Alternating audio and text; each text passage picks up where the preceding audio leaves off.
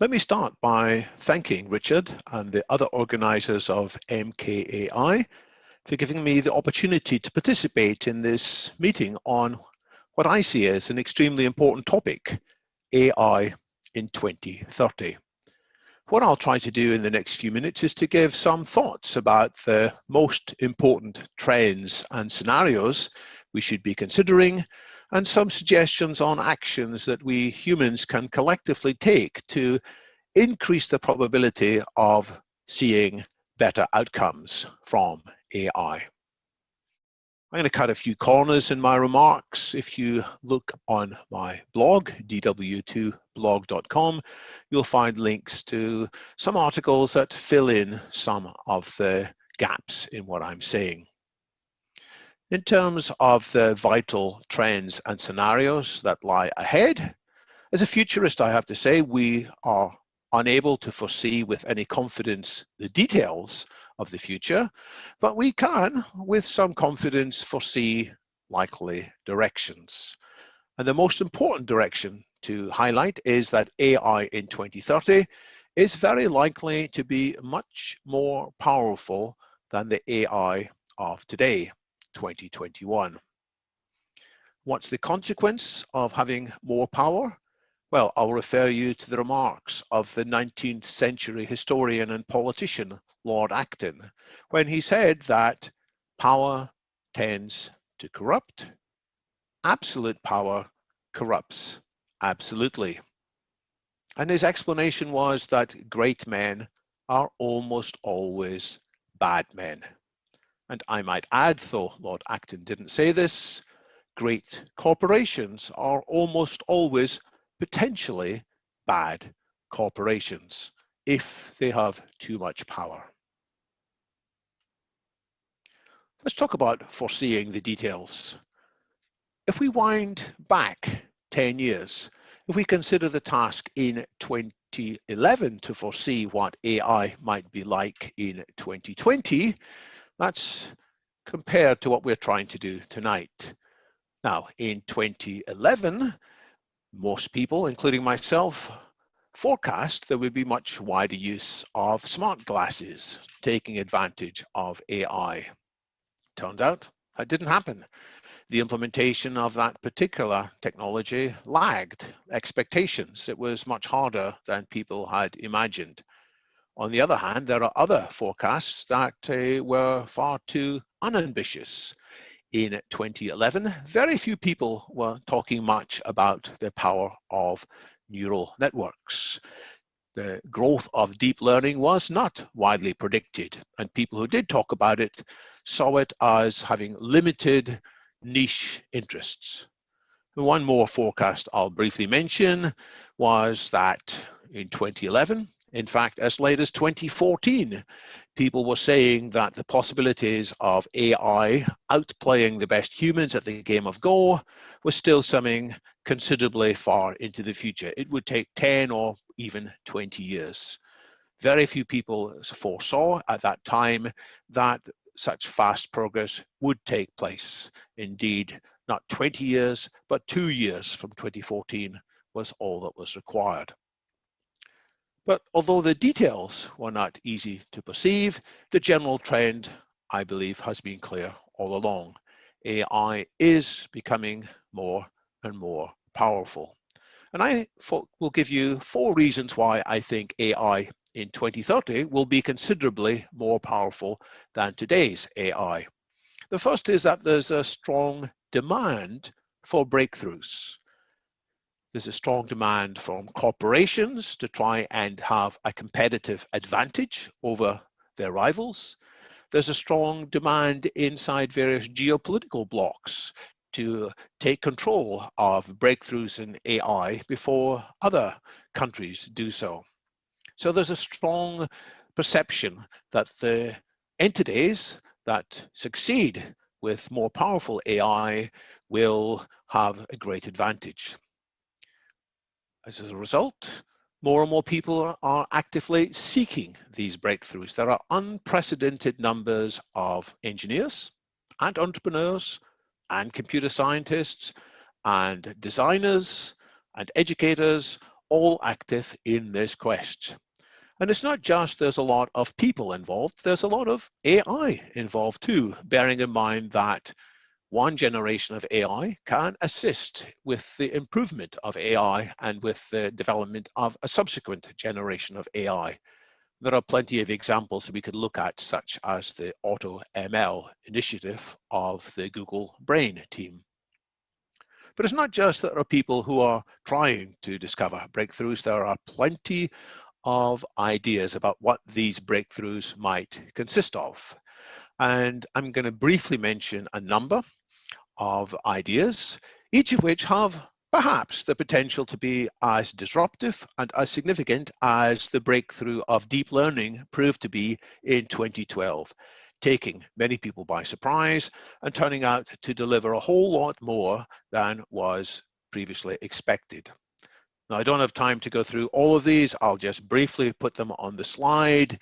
Here's 7 ideas. Here's another 7 ideas. And we should also bear in mind combinations of the different ideas. I think it would be a very rash person who will say that none of these fields, none of these ideas will turn out to be truly important over the next 9 years.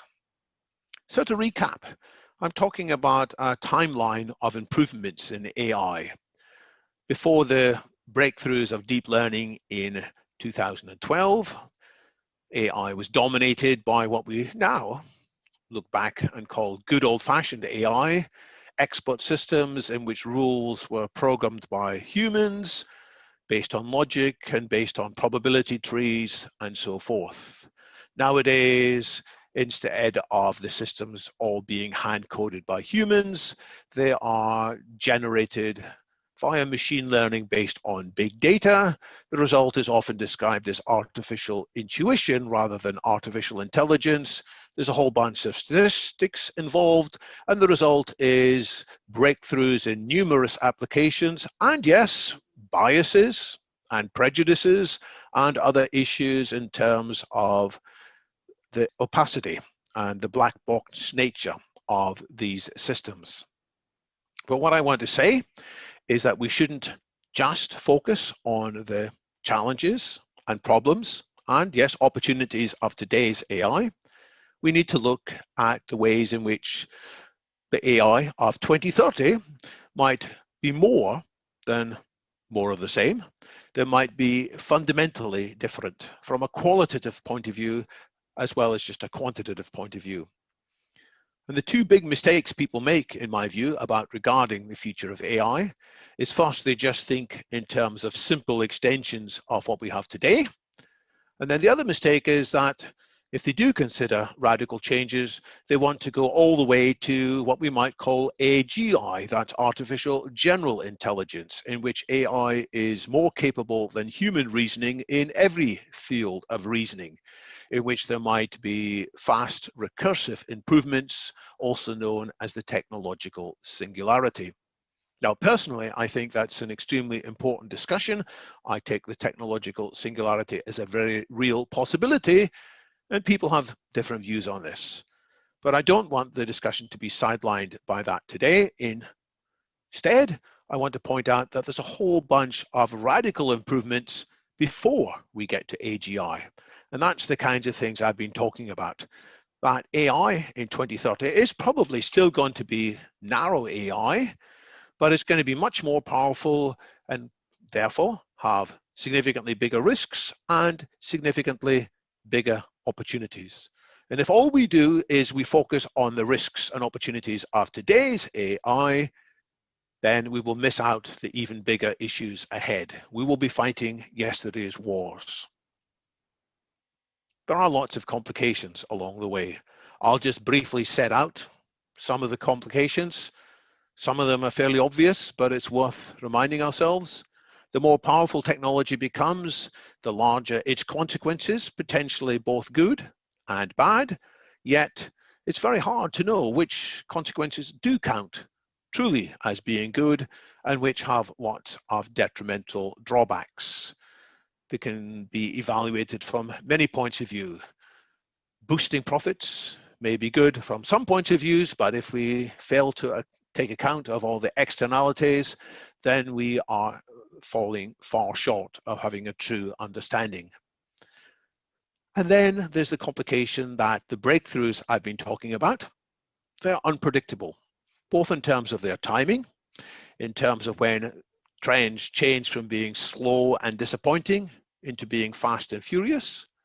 And they're also unpredictable as regards their exact scope and their impact. How much will be made possible by new breakthroughs? Are they going to be small breakthroughs which are then frustrated by another set of hard engineering problems? Or will a simple breakthrough turn out, like deep learning did, to have multiple applications? Another complication is that many of the breakthroughs depend upon not just one thing happening, but interactions between several different trends, both technological and non-technological, including legal, including changes in user expectations and attitudes, and so forth. Now, historically, many companies, many entrepreneurs have said, well, we probably get some things wrong, but that's okay because we're going to be able to learn from our failures. We're going to fail fast and fail forward and fail smart. And all of that is good, but as our technology becomes more powerful, it may not be possible to recover from some of our failures. If there is a failure, the consequences might be so dramatic that it is really something truly to be regretted, in which case we'd better see in advance what these failures are rather than just rushing ahead, moving fast and breaking things, as in the motto of Facebook for many years. We also need to bear in mind that just because an AI has had a whole string of past successes predicting things correctly, that's no reason to assume that it's always going to give the right advice in slightly different circumstances in the future, or when the environment changes, or when there are other AIs also in that same space complicating the environment. That's a strong reason why we need to have transparent AIs rather than black box AIs.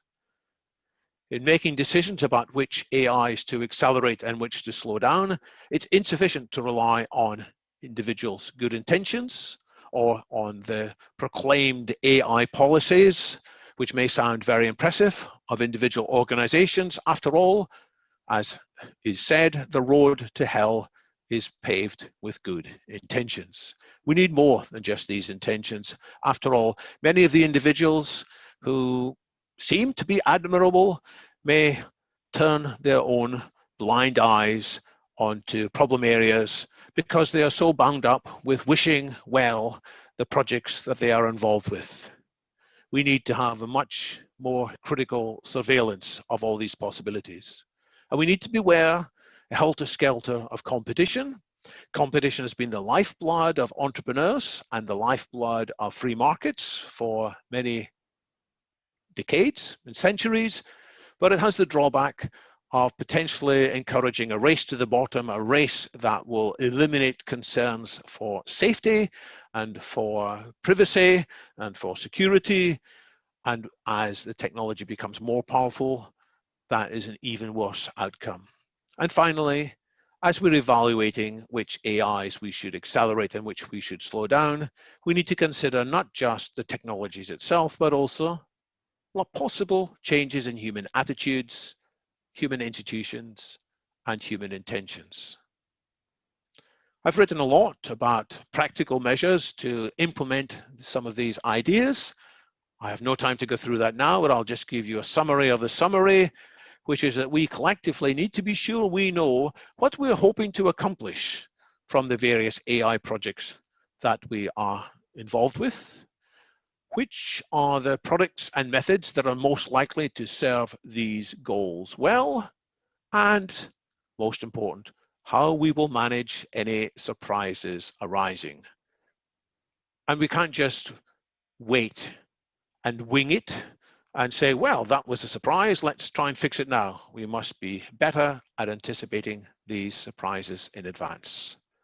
Well, as I said, I cut many corners in what I've said. Some of the gaps are covered in various books that I've written, including my forthcoming new book, Vital Foresight, which looks in more details at these singularity principles and on the other factors about the future of AI. And you can find more about that on my blog, dw2blog.com.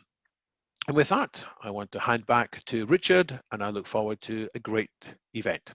Thank you.